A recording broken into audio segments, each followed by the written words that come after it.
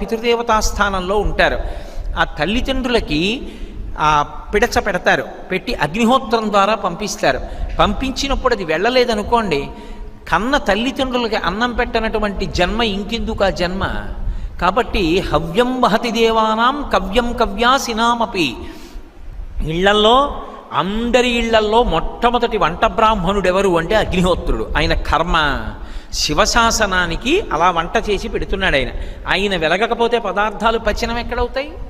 ఇప్పుడు నేను ఈ ఉపన్యాసం చెప్పి మధ్యాహ్నం అయ్యేటప్పటికి కడుపు ఖాళీ, అప్పుడు తీసుకొచ్చి నాకు ఇంత అన్నం పెట్టాలి అంటే అగ్నిహోత్రుడు పచనం చేయకపోతే అన్నం ఎక్కడి నుంచి వస్తుంది? మీకైనా నాకైనా.